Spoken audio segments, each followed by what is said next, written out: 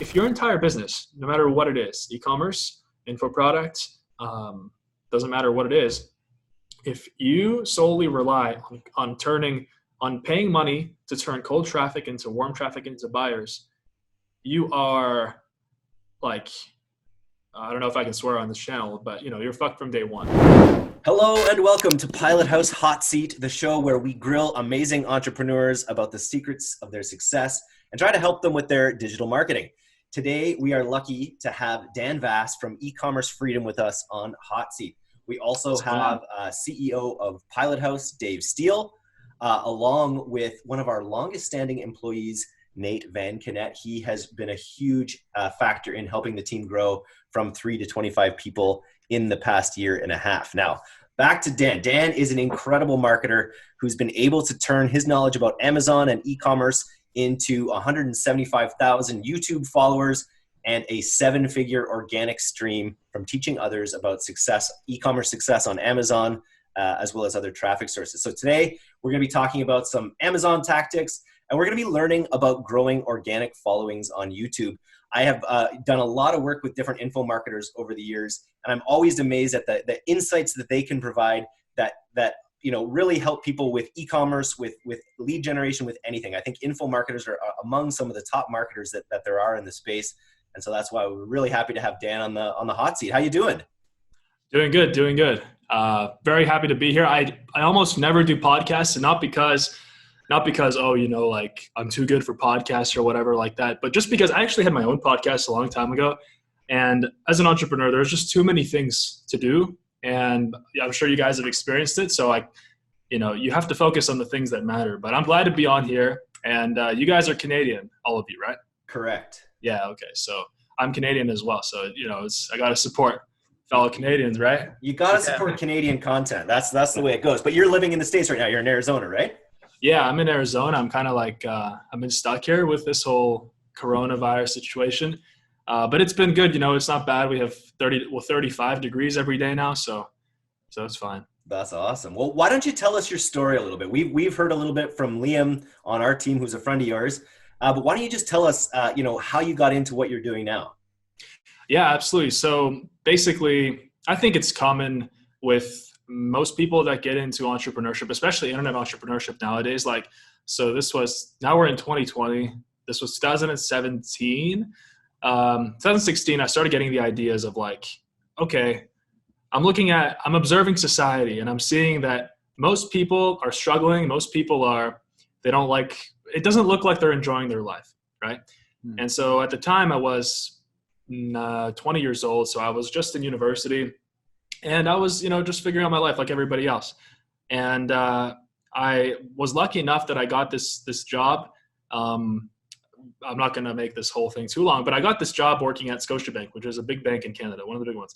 And it was by luck. I just made a LinkedIn profile one day, and I put that I speak English and French. And in Canada, especially $40K a year jobs and things like that, if you're a student, you can get a job if you speak French pretty easily. So they reached out to me, got hired. Awesome. I'm working at the bank, super excited about it, wearing a suit to work. I got my own cubicle, which I'm like, whoa, 20 years old, my own cubicle, let's do this. So anyway, obviously a few months later, I realized it was all a big scam. And of course, for us, because we're all entrepreneurs, that kind of lifestyle seems like a scam. For other people, and I've learned this over the years, not everybody can become an entrepreneur, not everybody wants to, and to each their own. But when it came to my story, I very clearly realized that it's going to take me 10 years to get anywhere remotely where I'm making a decent income. And I was only doing it for the money. Why does anyone work at the bank? Seriously. So who enjoys that? I don't know, maybe less than 1% of the workers there. So yeah, I started to look into, one day I went home, I was frustrated, and I went on the internet and I typed in how to make money online. So that's where it all started. And I went on YouTube because obviously, YouTube is better. That's where you go to learn. Anybody, and I found that out later, and it became a great help to me in my own journey, that's where people go to learn. And so I went on YouTube, I typed in how to make money online, found some videos, with these guys, and they were flexing their Lamborghinis and stuff. I'm like, all right, cool. I never really truthfully, I never really cared for that. I just wanted freedom. just from the beginning. And it seemed like I was the odd one out. It seemed like everybody else on YouTube, or at least from what I'm seeing back then, most of those influencers or whatever, they were just, pushing like their cars and their houses and whatever. But I was just trying to figure out like, how can I leave my job so I can travel and so I can support myself, a good lifestyle, and also my parents, because my parents, probably just like yourself, most Canadians, are first generation or second generation immigrants. So, I guess I'm a first generation immigrant. I was not born in Canada. So I just wanted to support my parents. And so that's how I got started. And after trying one thing after the other, I tried affiliate marketing, quickly realized it didn't work. Well, it does work, but not when you're starting out. There's all these details. But basically, I got into e-commerce, and at the time, there was one big guy that was really just like taking over the internet. That was Tai Lopez. I'm sure you guys know. Oh yeah, right? Yeah. So Tai Lopez, he was the one that I was watching his videos, and I was just like, he showed me the path that, okay, there's other things you can do. And at the time, that's what he does. He does courses, and he released this course on social media marketing, and which me and my friend at the time, we were fed up with our jobs. And so we quit and we took that course. We started our own social media agency, but very quickly realized that, we didn't have any skills because the course literally had 2 videos on Facebook ads. And it was absurd to charge like, lawyers, because we chose our niche was lawyers, right? So it was absurd to charge lawyers like $1,000 a month for complete beginners to run their ads and supposedly get them clients. So I very quickly realized, I'm like, I can't do this. It's robbery. So we went back to window cleaning, went back to square one, trying to figure out what to do. And eventually, at the time, I found this kid on YouTube. His name was Tanner J. Fox. Maybe you were familiar if you're around those early days. Yeah. So he basically very quickly blew up on YouTube, and he was just like this gym bro kid, like tank top, whatever. And he supposedly was making millions online, selling on Amazon.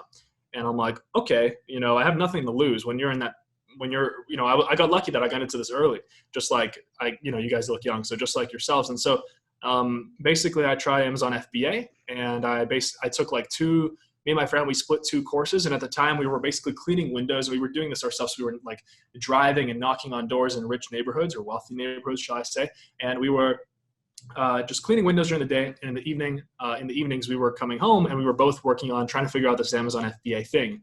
And long story short, first product came in, was an epic fail. I thought that it was smart of me to sell it in Amazon Canada, because I thought I was a pioneer. I'm going to sell it in this brand new marketplace, And at the time, in 2017, it seemed like Amazon Canada was really going to explode, but it didn't.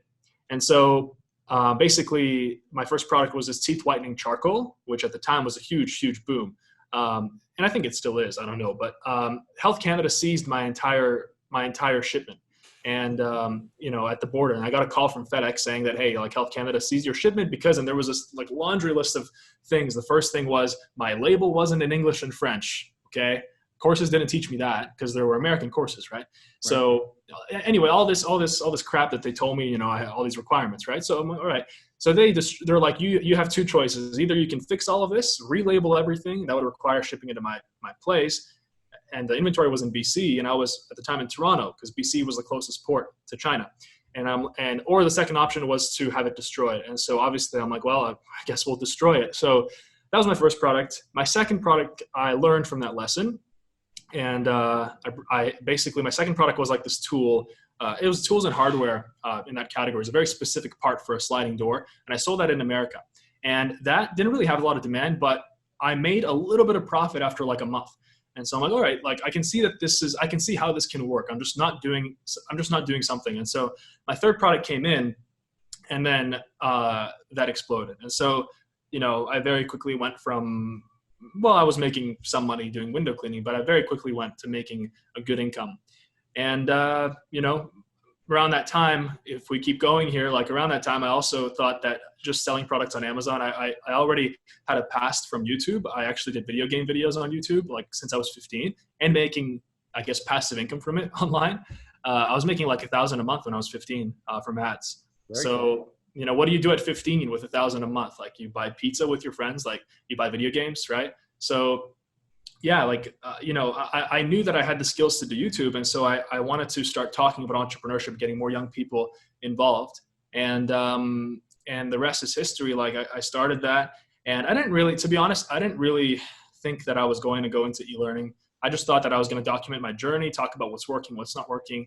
And if people wanted to, like, then I could maybe sell something like a course. And a lot of people wanted one at the time. And so I released one later that summer in 2017.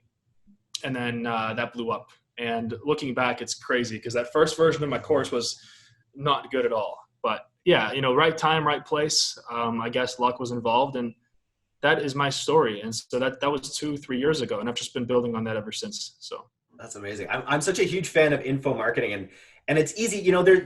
It's easy for there's a rap that gurus get out there, like, oh, and because I checked out all their funnels basically, mm-hmm. and there's this sort of sense, oh, there's a lot of gurus out there, but the thing is, the revolution is just starting, and it's being catalyzed right now, even more so by this Corona crisis. Like, so many people have something to teach, and all you really need to know is 10% more than someone else. And it's like, and every single person who's gotten into this game has gotten into it through a guru in a way. Like, every person I know, and every affiliate marketer, every person that I know that has started to make it, money online, has done so by first finding a teacher. Like, guru is kind of a dirty word, but it's really just a teacher. And there's, like I say, the opportunities for this are just starting.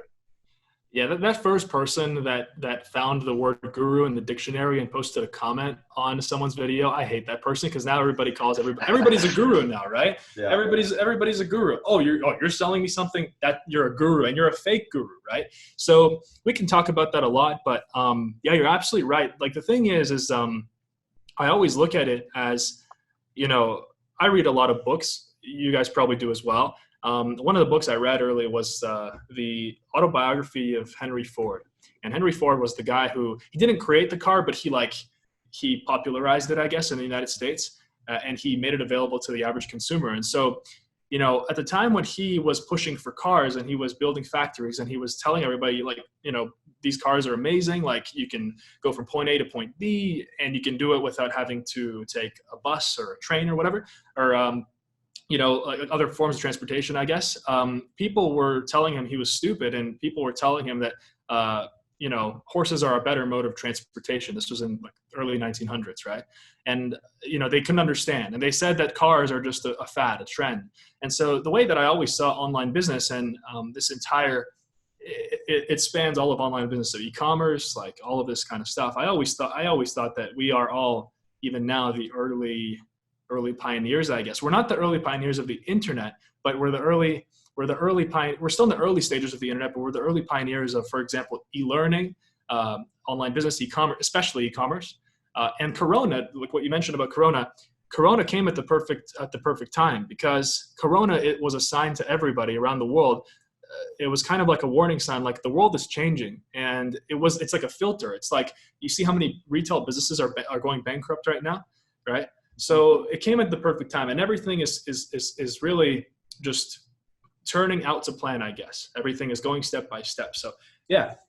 So many of the institutions, like this whole, all the institutions of higher learning that are all taking these massive tuitions that they're charging, and then all of a sudden on a dime, they're having to switch to e-learning. And it's really exposing a lot of the assumptions of the, the value that people put into these things. So when you're offering a course for $1,000 or whatever you're offering, like, the learnings that you can take from those kinds of things can sometimes dwarf these established institutions. And that's all being laid bare right now. And we have, online teachers in Harvard using the exact same formats, Yeah, absolutely. I mean, like, e-learn, and I always wondered, why is it that if you want to actually learn how to make money, which is what everybody needs to learn to survive in this world, right? Our whole entire society is optimized around money, whether you like it or not. It's just how it is. And so it's a system that works to a certain extent, right? People are motivated to work. People are motivated to start businesses. So it works. So people have to learn how to make money to survive. And so I always wondered, ever since I got into all this, like, so I didn't mention this, but I was $40,000 in college debt. In Canada, and you guys are Canadian, so university you have to pay for it. Not as much as the US, but you still have to pay for it. I mean, do you guys have college debt? The rest of you have been quiet. I've been talking a lot here, but yeah, no, that's all good, Dan. Yeah, no, I had university debt for quite a while. I went to 2 universities. Yeah, same here. Carried that with me. How about you, Eric? Did you have college debt? I'm way older than you assumed, which I appreciated, but I had less college debt than you guys because things were cheaper when I went to school in the early 2000s. So, yeah, I mean, I very quickly from the age of 18, because at 18 you go to university, and that's what's expected of you. In high school, in grade 12, in Canada at least, for everybody watching, it's like you're almost, it's like just psychologically and by the system that you're encouraged, because in like halfway through the year, you're not even 18, but halfway through the year, you have to start applying to these universities, and you have to start deciding what you're going to do. And it's just messed up, because who are you at 17, 18? You don't know anything. You haven't even seen the world. You've seen nothing. You don't know how the world works. So, my point was, I always wondered, ever since I really got into online business, I was like, why did I learn so much more from this kid in a tank top driving a Lamborghini? Why did I learn so much more from him than the 2-3 years of university, college that I went to that put me $40K in college debt? Like it didn't make sense to me. And, I guess the answer to that question is that if you look at universities, I mean, how long have they been around? Well, universities have been around for a long time, but the fact that with this massive amount of people going to university, right? Like before, university was a luxury. It was only for people who came from like the mid to upper classes, right? People, if you grew up on a farm, you're not going to go to university, right? And now it's like everyone's pushed to go to university. And so with what's happening now, it's amazing because it's waking people up. Now, on the other side of that, we can talk about this all day. The whole guru thing and the whole, how everybody's trying to sell a course, that is normal. It's natural, because in any industry, wherever there is a mountain of money, profits will go down over time. So what separates the people who are truly passionate and actually have an info product that actually helps people and that people value, there's something that separates those people, and that's maybe 5% of all of them, from the rest of the 95% whose heart isn't really in that place. They're just making courses to make money, to fund their Lamborghini, to continue making courses to fund their bigger house, and it all collapses on itself. So that's what's happening right now. But yeah, that's, and so I want to talk a little bit about that, because I've gone over your course content and just talking with Liam and some people who know you. You got into it by creating just high value content and really just sort of like laying bare literally what you were doing, what was working, like no punches pulled essentially. So can you talk a little bit about your sort of content philosophy and how that's evolved to what you're actually trying to build now? Yeah. So, of course, everything changes in any industry over time, and you can only see the horizon, but you can't see beyond the horizon. So, when I started in 2017, my YouTube channel, I was even I even had the thoughts of like, wow, should I get like a Lamborghini? Because that's what everyone was doing. And if you want, it's like bodybuilding, right? And this is a controversial comment, but if you want to compete at the professional level of bodybuilding, you have to take some stuff, right? You just can't even compete if you're not going to take steroids, right? So, because all the other guys are taking steroids. So, and I had that thought, and I remember I almost bought an Audi R8, and I'm so happy that I did it, because as soon as you make that switch to, it's honestly you make the switch from providing pure value to having a lifestyle brand like Tai Lopez. And when you make that switch, if you do make that switch, you can never go back, because the audience that you attract, they're all living their like materialistic fantasies through you. And if you start posting videos about, hey, this is how you rank a product on Amazon and it's going to take some work, they're not going to watch that. They're going to be like, where are all the videos with the girls in the Lambos? Like, that's what I want. And Bitcoin. So, yeah, I mean, but to answer your question, like, yeah, I've always just focused on, I knew that if you provide value, people will come. It's obvious. And I knew that what's the number one most difficult thing for somebody who wants to start an online business? The number one most difficult thing is to know the steps, like what to do. And it doesn't help that it seems for a new beginner, everybody is trying to take your money, and you don't know who is credible, which courses are actually good, and which ones get results. That's the problem in the industry today. Hey, Dan, I got a question for you. I really appreciate your humble approach, by the way, both, on the cast here and in your work. a lot of our audience are media buyers or brand owners, people who are, actively buying on Facebook, Amazon, PPC, YouTube, Google. Could you take us through a little bit of your journey there and how, I know I've checked out your funnel, and leaving that funnel, I've been hit pretty aggressively with your follow-up, as the rest of us have. Take us through what were your wins, losses? Like, how would you detail that story? So I'm trying to make my answers as helpful as possible to, I guess, the general public and big people who are trying to be successful with online business and build a successful online business. Because we can go into details about, ads and media buying and all that. But first of all, what's surprising, I guess, or could be surprising, is the fact that I actually never ran any cold ads ever. So I never ran any cold ads. For those that don't know, it's like you've never seen the person, you've never seen the influencer, and suddenly you see the guy appear trying to sell you something. So I've never ran that kind of ad. What I've always done was I used my YouTube channel as a place to. I knew that people. If I look back to myself, back when I was starting out, I was thinking, what did I do? And if I rewinded back to that, what I did was I went on YouTube and I typed in how to make money online. And that's exactly what everybody else is doing, because I was a target market. So I knew what the target market is doing.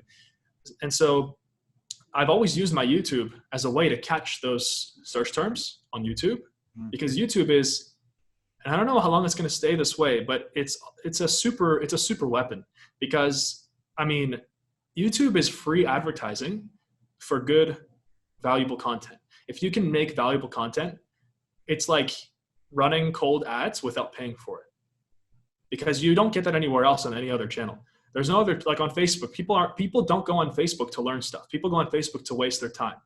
So, that's what I did. And about the, as a matter of fact, I haven't ran any ads at all for almost I would say 10 months now, 10 months. And that's just because I've been so focused on making high quality YouTube content, and also making sure that my products that I'm selling are actually getting people results. That's it. So cool. We just had a great meeting with someone who's building a community, really interested in building a community on YouTube for pro camera people. People that want to improve their skills behind the camera for photography and filmmaking and stuff.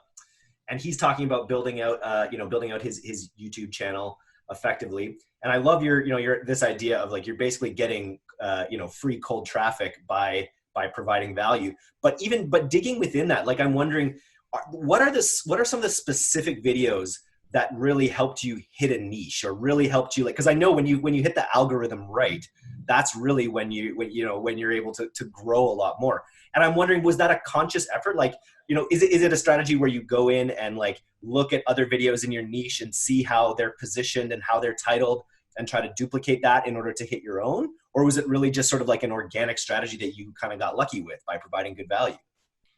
I think, first of all, to any success, there is luck involved, right? But the saying, it's like, it's super cliche. I forgot how it goes, but it's like, to get luck, you have to be prepared for it, or something like that. Yeah, so you got to be good to be lucky. Yeah. So, that's one thing. But the biggest thing is, it kind of came in stages. So when I started my YouTube channel, I was actually still cleaning windows, and I wanted to document my journey from like, not from the ashes, because I live in a first world country. There's it can't get that bad. Even if I was a homeless guy, it's not that bad, right? So, not from the ashes, but I wanted to show people like, hey, like I'm cleaning windows today, and then I knew that eventually I was going to become successful, and so like, as long as I keep trying, obviously, like anybody, not just me, and so I started that. And my first goal that I set for myself, I started my YouTube channel in May of 2017, and I didn't really know what to do. I had no idea, but I knew that I could use my ideas that I had at the time and what I had available to me at the time to start.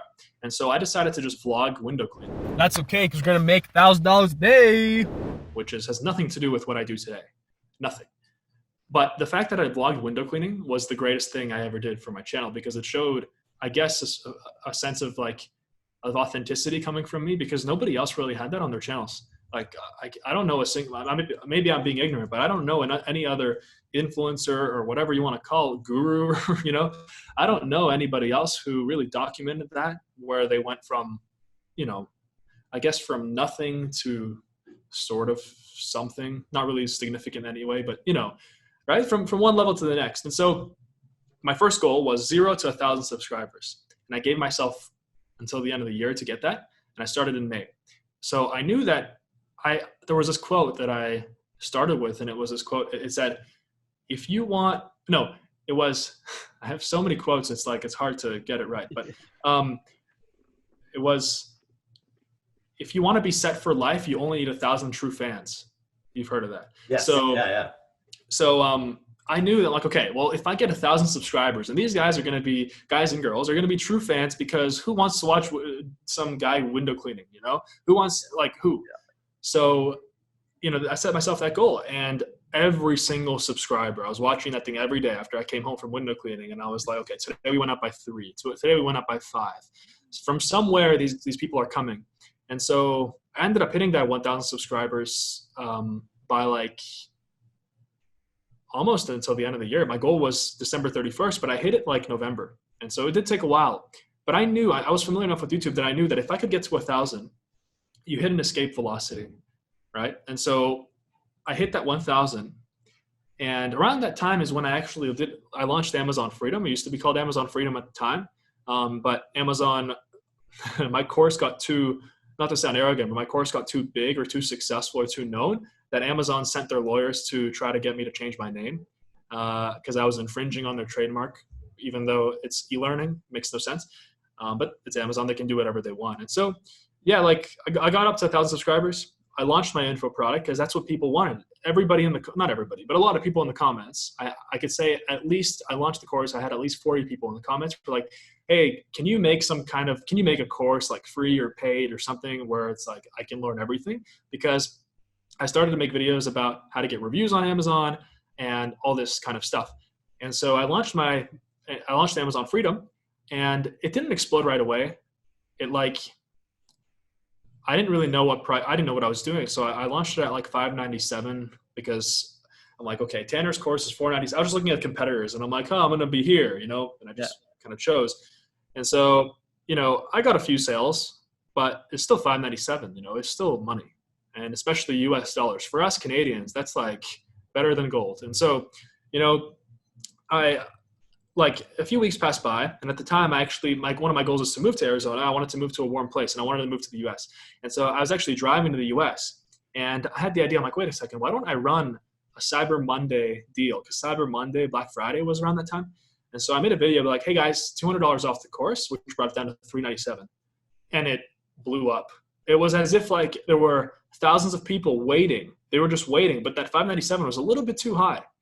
And when it hit $397, you know, that month, the course generated like 120K US, which is absurd with 1,000 subscribers. How is that possible? Yeah.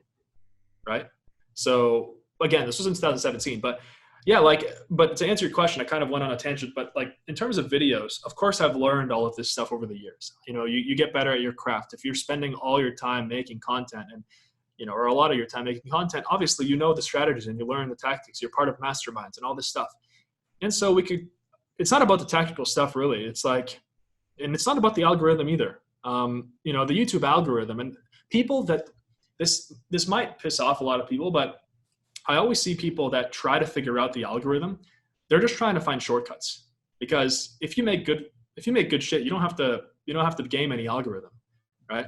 If you look at how the YouTube algorithm is optimized today, it's optimized to promote quality content based on certain factors like audience retention, click-through rate, and like length to a certain extent, but mostly it's audience retention, which is a percentage rate of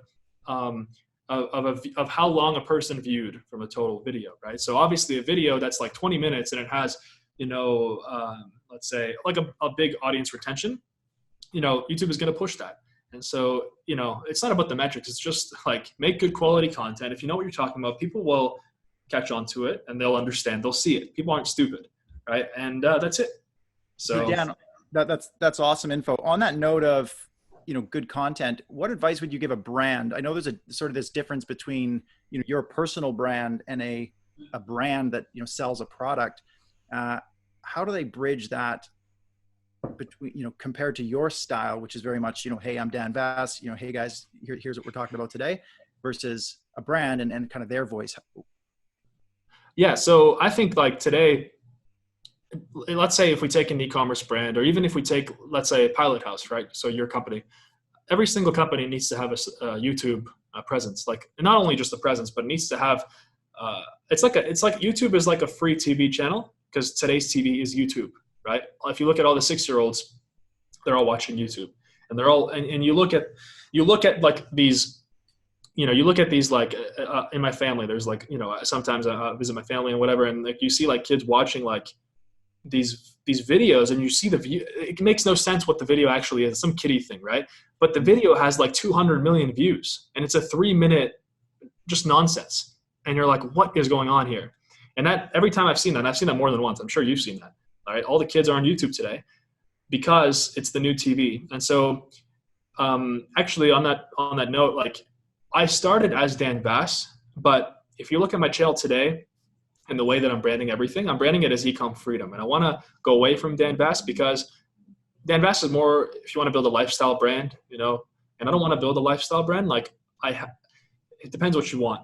But for a brand, and this is exactly what we're doing for Ecom Freedom, there is always a face to a brand, and I'm the face for Ecom Freedom. So if Pilot House started making videos, for example, yourself, Dave, if you would be the one making videos, people would associate you as the face of Pilot House, right? And they would associate, and when they see your face on YouTube, let's say you made some helpful videos about like how to run profitable Facebook ads, for example, like, they're gonna subconsciously attach your face to Pilot House, to helpful, to value, to maybe I'll pay my money to this guy or to this company. Right. So, yeah, like I think anyway, for an e-commerce brand, for example, right now we're figuring out how to use YouTube ads to promote an e-commerce brand.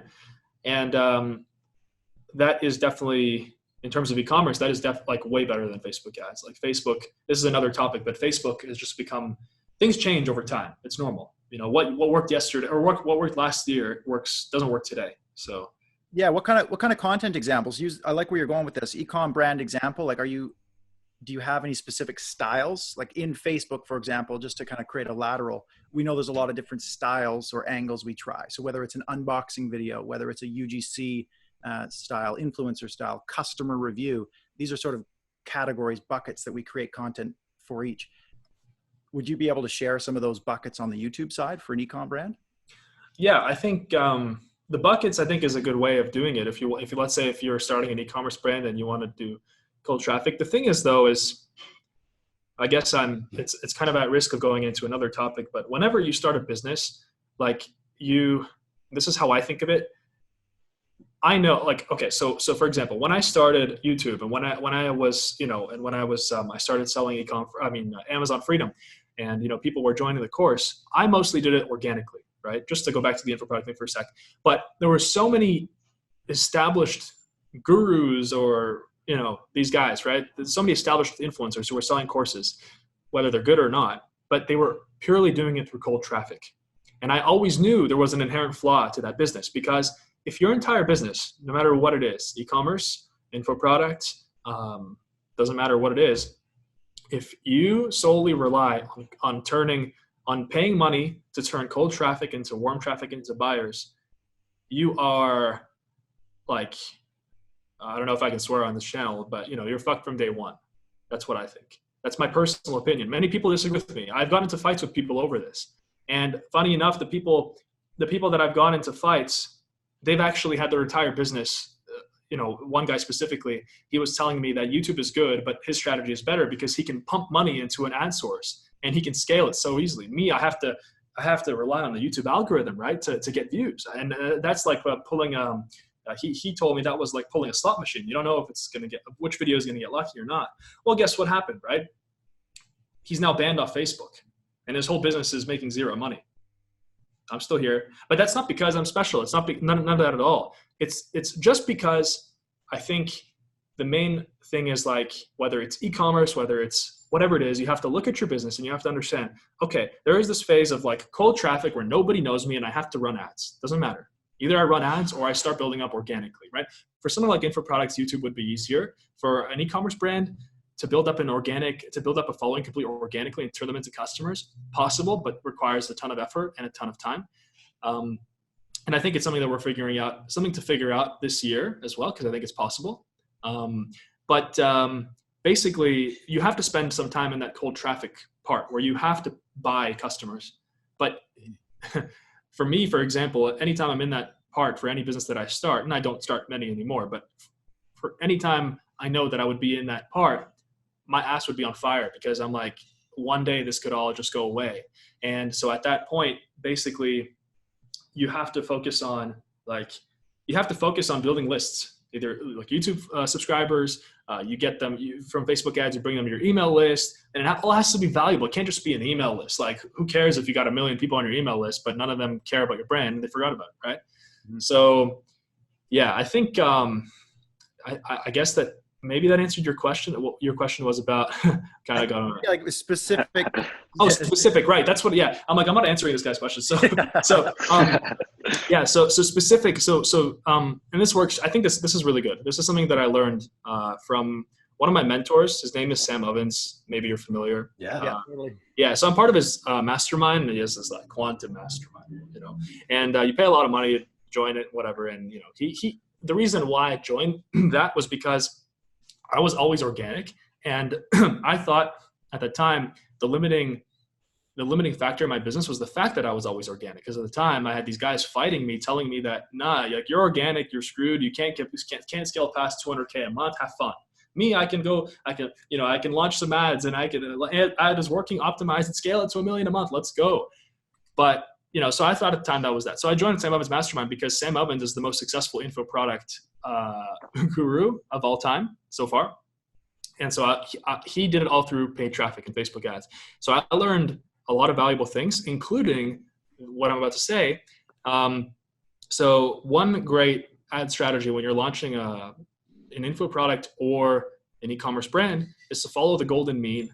And what the golden mean is, it's basically, so it's like there's the tactical side of it, and then there's the actual ad side of it. So if we start with the actual tactical side of it, or the tactical side of it, if you, let's say, take Facebook ads, you select 10 interests on Facebook, right? So, you could, if you're launching like a pet thing, you would target,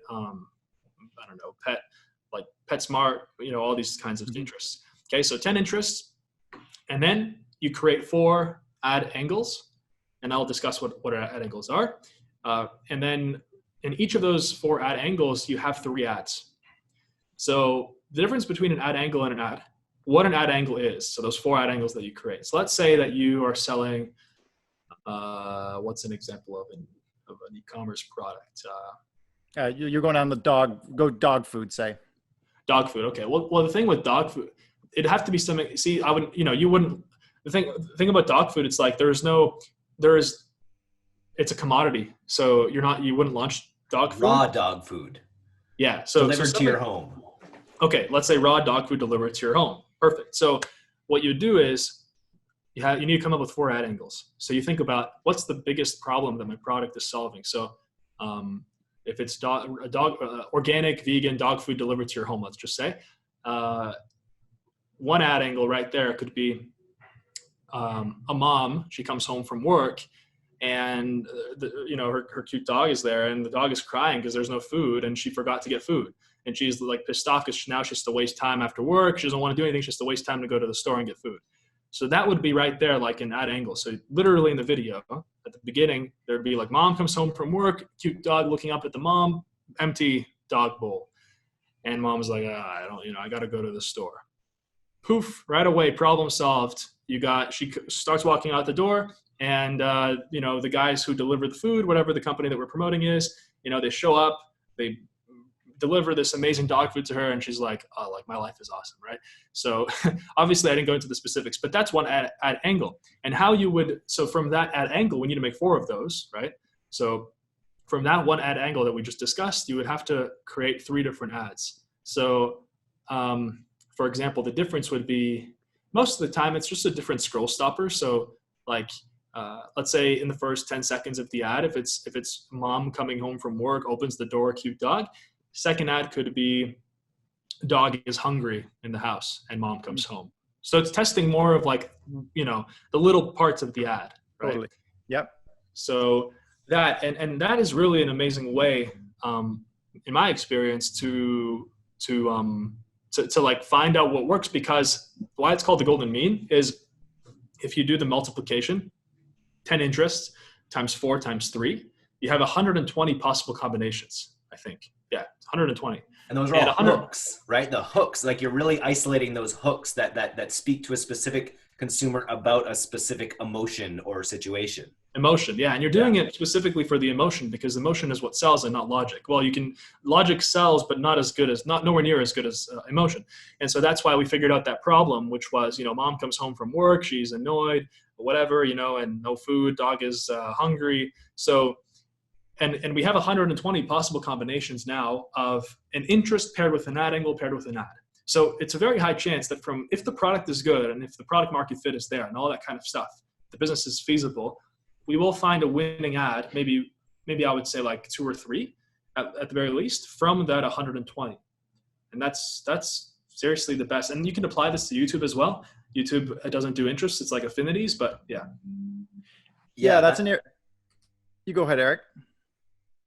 Yeah, like, I had a YouTube channel before that had about 10,000 subscribers, and it was really interesting to see the videos and the framing that you put on the videos that are actually are the ones that catch the attention. And I think it is just a process over time of refining those hooks to the point where, you see the ones that work and and you learn a little bit about, okay, that hook worked. You ask yourself why, and then you just try next time to frame things in a way that has a similar hook, basically, or you're, or like you say, you're always testing multiples of them in order to find the things that really catch. I think that's really effective. Yeah, advertising to humans would be very, very difficult if human DNA changed very quickly over the years. But we're running on the same DNA as our ancestors from 10,000 years ago. And because we're, even though one person might be white, one person might be black, whatever, we're all the same. Our DNA is the same. We're wired the same way, So that makes advertising super easy, in my opinion, because you just have to learn how humans, not how to take advantage of humans. It's not the right wording, but you understand what I mean. Like it's really powerful. It's a really powerful skill when you learn that, like selling through emotion, for example, that's the biggest thing, if humans change very quickly in 10 years, maybe it's logic that would work better, but thankfully it's not that way. So that's why, if you can really study advertising and you just study psychology and, how it relates to advertising, these principles you have to learn only a few of them. You don't even have to go really, in depth, and you can literally become a professional advertiser for anything. You can, like we just did, the dog food for pets, or for the organic dog food delivery, right? So yeah. Totally. Nice. Well, we only have a little bit of time left. Let's just move it. Like, I want to get Nate involved in the conversation a little bit. And so Nate is one of our in-house Amazon experts. We run Amazon with most of the brands that we're working with. So just sort of a segue into any questions or topics, Nate, that you have around Amazon itself. For sure. Yeah. I'm kind of curious. There's always this general question. It comes up, every few months. You'll see it on YouTube. Is Amazon dead? So I kind of want to get your take on just where you think Amazon is in terms of people launching. Is it a waste of time if you're not a big brand with a bunch of money to spend? Can you still make it? Yeah, well, you have to understand the nature of the question and where it comes from to be able to answer it, I think. And if you ask yourself, well, why are there so many YouTubers that constantly make videos about Amazon is dead or Amazon is dying, and it's yesterday's news? Well, I just ask why, right? To get to the root of anything, you ask why 3 times. Why did this guy make a video that Amazon is dead? Maybe because Amazon is dead. Maybe because he's not getting any views on his videos, so he wants to get attention. Or maybe because so many people want to start Amazon, but there are limiting beliefs that are preventing them from doing that. So the answer is, the real reason why there are so many videos and things online about that Amazon is dead or dying is because these people that make these videos are taking advantage of, like we just mentioned, human emotion to basically create fear which completely doesn't make any sense whatsoever. Because, and even if it was the case that, let's say, if you're not a big brand, then it's not worth selling on Amazon. Let's say we're going with that idea. It doesn't make sense that you wouldn't start Amazon anyway, because if you're starting a business today, let's say you want to start a physical product selling business, you only have two options.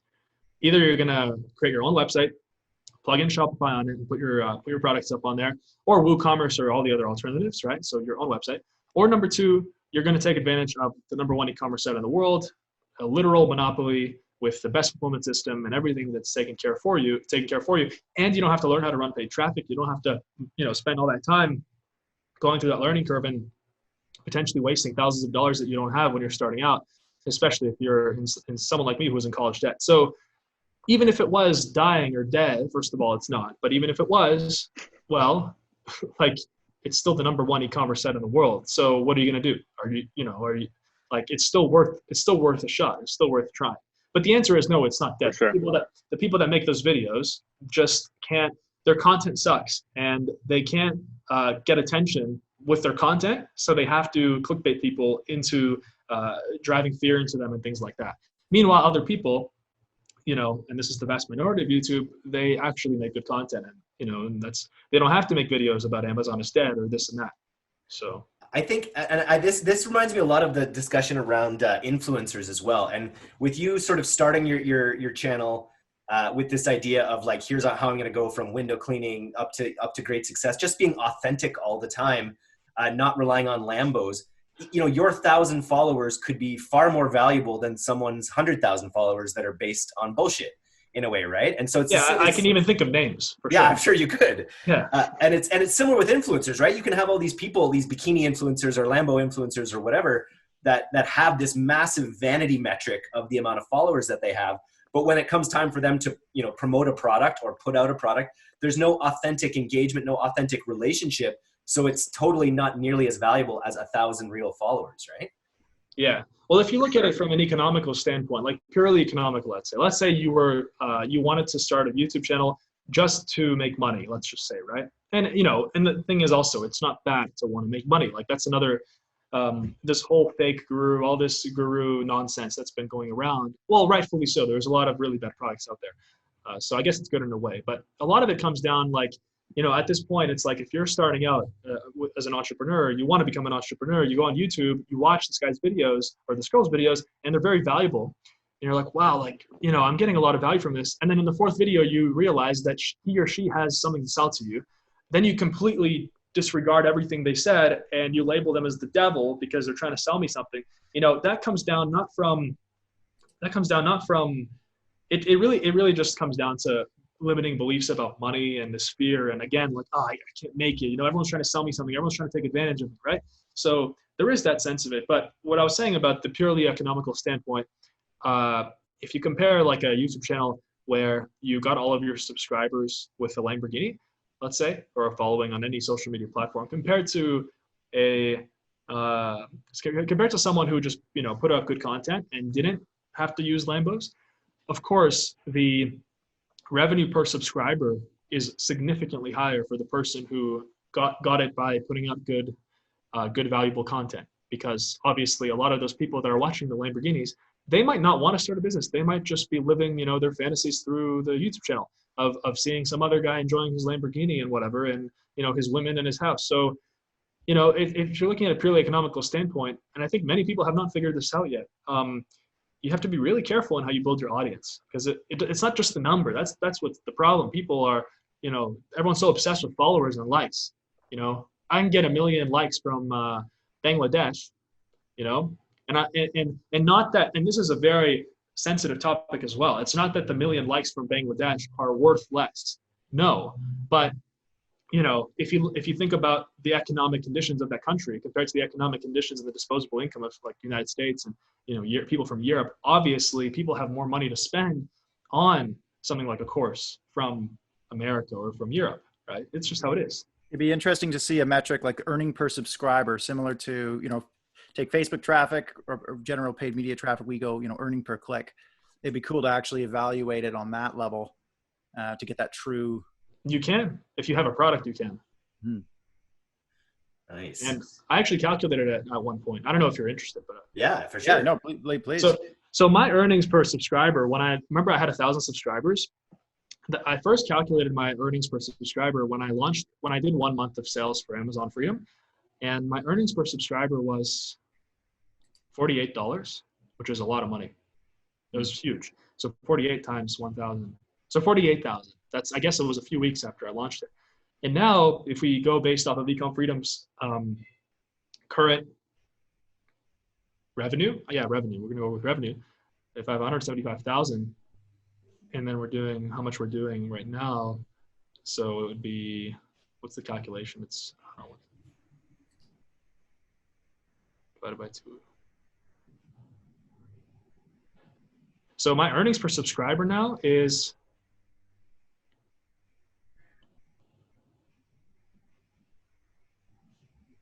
Drum roll. Huh? It's kind of a flawed statistic, but it's $1.28 per month. So at the time when I calculated it was $48 per subscriber. That was total based off of like a few weeks of data. So, that was at the time my like lifetime value earnings per subscriber. But right now it's $1.28 per month, which I think is very high. And if you look at a lifetime value, it's probably something close to 10 or 15. Obviously, as you grow, you're going to hit a lot of countries like, like in Africa and places where they're not really able to afford courses like that. And I'm trying to solve that. Like I'm really trying to, in the future, put out content that's free, like free courses for people in third world countries, because they can never afford a $500 or $1,000 course. It's not because I'm so altruistic. It's just because obviously if you can show them how to start making money, online, they will later upgrade to the other products that you're selling because they're going to be able to afford that.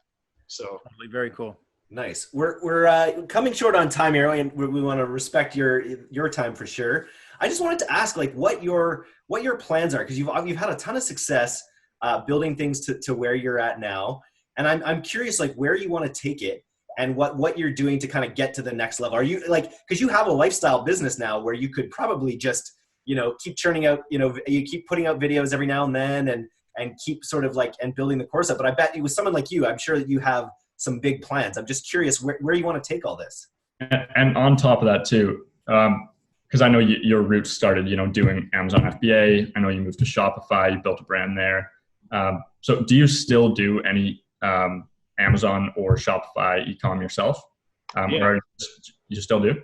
Yeah. So there's a big, if you look at different info product businesses, first of all, I firmly believe that, and I've learned this myself many times through my entrepreneurial journey, you cannot chase 2 rabbits, you'll catch none.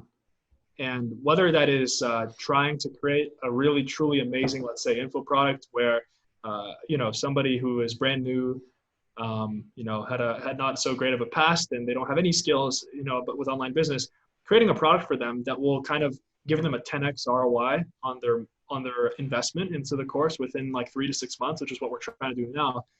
Like trying to create that and also trying to run and launch and run e-commerce businesses at the same time is incredibly, incredibly difficult. And the only way that we can do that is, which we figured out how to do it, is we're investing in our staff members' e-commerce businesses, because we're giving them a 10 to 20K per year, kind of like an incentive or whatever. And so, we're basically investing into theirs, and we're leveraging like their time, because we have a team and, they help the community and the courses and things, but on the side, they all have their own e-commerce businesses. And so, yeah, like the only way you can't do 2 things at once. And one thing I was going to say was that if you look at someone like Sam Ovens, his business, he owns consulting.com. He teaches people how to start a consulting agency, kind of like Pilot House. So obviously you guys are at a much higher level than what he teaches, but if you look at his business, if someone at his mastermind asks him, or any of his students, they ask him, hey, Sam, like, do you actually do consulting? And he has the genius answer. He's like, what do you mean? I consulted you. I got you through my funnel and got you in the course, right? So, his funnel is fundamentally just from the economics of it. It's much better than mine because of that. We have a big flaw. So, but I mean, I feel like you've done a really good job of kind of bridging that gap, because I feel like so many of these, gurus or entrepreneurs that are, selling courses, there's a bit of a disconnect because, as time goes on, like you said, you can only do one thing at a time if you want to be successful with it. And I feel like they almost get outdated. And I feel like with your model, you've done You get outdated very fast. Exactly. Very fast. You've done a good job of, keeping up with what's happening on, Facebook, Amazon. You have to understand. And by the way, I literally, for the past 3 months, I haven't even posted a video for the past 2-3 months because I've just been focused on releasing massive, like just making our products good. Because I always say, like, if I die next week, I'm not proud of like what I have right now, and I'm not proud of what I built. So I'm trying my best to, if somebody pays 500 or 1,000 for something, there's a high chance. I'm trying to make it so that there's a high chance that they'll be able to 10x their money within 3 to 6 months. And it's that's a very difficult problem to solve. Like to try to get most people to be able to have high chances of starting a successful business. That's like the hardest problem, one of the hardest problems of all, next to the vaccine for the coronavirus. But basically, yeah, it is a problem. It is a problem. And when you are a person who owns an e-learning company or you sell info product courses, you have to stay up to date, because if you don't stay up to date, people very quickly realize, wait, this guy's tactics aren't working anymore. And people, like I said, people aren't stupid. Like your viewers, your subscribers, they can tell. They're not just watching you, they're watching 10 other people, which is not what they should be doing, but that's what they're doing. Because if you watch too many people, everyone's pulling you in different directions. But so about you saying that I've done a good job of bridging that gap, I'm working on it. But the thing is I've realized, and I've come to the conclusion that ultimate success in my business and my business model is Dan Vas owns an e-commerce company. He's known for it, and he sold it for 100 million, let's say, right? And at the same time, he owns Ecom Freedom, and he teaches people how to start successful e-commerce businesses. Having both of those is impossible unless someone convinces me otherwise. It's impossible. Like, I know you guys work with, I don't know if this is confidential, but I know you guys work with a major, like a teeth whitening brand. So that guy, there's a reason why he doesn't sell info products. All of his time is committed to running that company. You don't have any extra time. You're a human. You have 8 hours. You have to sleep. The rest, you have to eat. You have to shower. whatever. The rest of the time, you just don't. Everyone has 24 hours. So it's a difficult gap to bridge. But if you can have a dedicated team of like A+ players and you're all on the same mission, everybody's well compensated. We've introduced profit share. So I'm on a salary. I put myself on a salary for about a year now, and everybody can see how much the company is making. And we're moving everybody on to base salary plus profit share, because that's the only incentive. That's the only kind of way that I've found out where it motivates people to work and grow. So yeah. Cool. Yeah, that's awesome. I think you've definitely done a pretty solid job of that. Just want to kind of transition into, talking about like your actual success stories with some of your students, and if you want to just kind of chat through some of them, that'd be awesome. Yeah, like we've had a lot of success stories. We haven't had as many as I want everybody to be. Obviously, if you want everybody to be successful, but you also have to come to terms that not everybody will be successful. No matter if you create the best course in the world, not everybody will, just because people, they give up after a week, whatever, obstacle comes in, they give up. So yeah, like we've had a lot of success stories, but a lot of them have been silent about it. I think it comes down to maybe some scarcity mentality, or maybe they're thinking that their success isn't permanent, and so they don't want to start talking about it, and but we do have a lot of interviews and testimonials and things like that. But to answer your question, Eric, our number one goal now is just to create the number one platform in the world for people to learn how to start a successful online business. And like I said, it comes down to that 10x ROI within 3 to 6 months. That's the metric we're going for. So if somebody pays $500 or $1,000 for a course, the goal is for them to have a $10,000 per month in sales, not profit, in sales business within 3 to 6 months. Because, once you have a 10K a month business, it doesn't matter if it's sales or profit. Your whole mentality has changed. You're like, whoa, I can do this, and you can grow from it. You have the skills now. You can optimize for profit. So that's our goal, and that's the hardest problem to solve of all. So that is what we're doing. And my focus right now is not to go and build an e-commerce brand that will sell for 100 million, because I just simply don't have the time. So. Yeah. No, that makes perfect sense. And I think you brought up right in the very beginning too, you talked about your initial success that you had. And I feel like there's two things to look at. It's like, how do you get someone to go from zero to that first ding, that first sale where you realize that you just, profited, $10 on one sale or whatever. Like that first sale is so important, getting them, because so many people, I ran an info brand as well. And it's kind of shocking how many people will buy courses and never do anything. People seem to buy courses in order to like tell themselves that they're going to change. Like that's a big segment of the population that does that, like it or not, I think. But if you can get people over that hump and when they first realize the potential of online businesses, and then taking them to the, your next phase where you're talking about, 10,000 a month or whatever, to the point where they could consider, quitting their life soul sucking job that they might have. And so, so I think, it sounds like a really cool strategy. And I'm excited to see all of these businesses, start going into this space. And it's, obviously with a team, with your focus, and with your track record, I think you're putting yourself in a pretty amazing position for it. I mean, it's enormous amount of work, just like anything. The one lesson that I can share with people today, like, look, I'm 24, I'm not 40, and you can ask me again at 40, I'll have much more wisdom. But from my few years of being in entrepreneurship and what I've learned, number one thing that I've learned is you eventually have to, well, first of all, if you're just starting out from zero to that first sale, like you said, it's all psychological, and it's like approaching a girl, like, approaching that hot girl that you see over there. Like, if you're not used to that kind of thing, it's like you're going to die, you can't do it. But once you do it, and let's say once you get that first sale, everything else becomes easier because it's all psychological. Now you realize, now you have the confidence. You're like, wait, I can do this. Like, it's almost as if you have to like validate to yourself, like, I am someone who is worthy of being able to make money online. It sounds so stupid, but that's what it is. It's psychological. And so, if you just bridge that gap, and if you can make people understand, a lot of it is mindset. Like, so much of it is mindset. And that's why we focus, like, a big part of our courses is mindset. It's not just the Amazon stuff. No one cares about Amazon. People just want freedom. They just want to make money, right? They just want to be able to enjoy the short life that we all have, right? So that's all it is. That's very cool. Yeah. Nice. Well, let's leave it there for now. I think we can always, it would be always fun to revisit. I'm eager to see, your next big course that you launch, and follow up and see how it goes. But I just want to thank you so much for spending some time with us this Friday afternoon. Wish you all the best, man.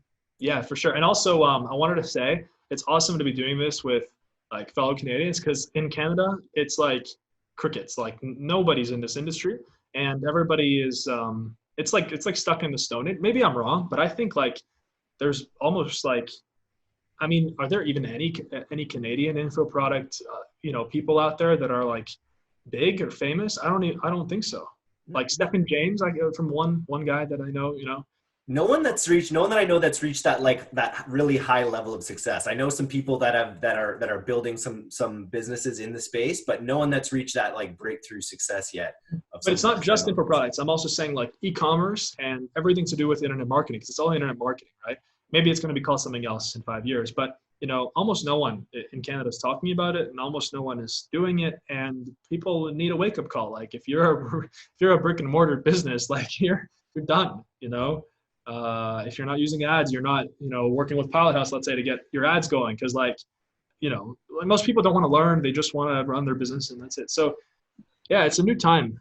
I mean, coronavirus might be that wake up call. What? Yeah. Coronavirus. Yeah. It has to be like, it has to be, it's just like any other event, like where it filters out all of there's a saying, I forgot who said it. It's a genius saying. It's like, when the tide goes out, you really see the people that are swimming naked. Yeah. Yeah. So that's exactly what's going on, I think. But yeah. And that's a theme that we come up again and again in the agency space specifically, because Ty Lopez, a big part of what he taught was about how to knock up an agency real quick, how to learn a few things about ads and start selling people, just like your story. But in times like this, those agencies are going to be naked real quick. Yeah, impossible. You know what I mean? Yeah. Nice. But anyway, guys, thank you so much. It was great meeting you guys, and Yeah, thanks, definitely I'm gonna Dan. come back. Thanks for coming on.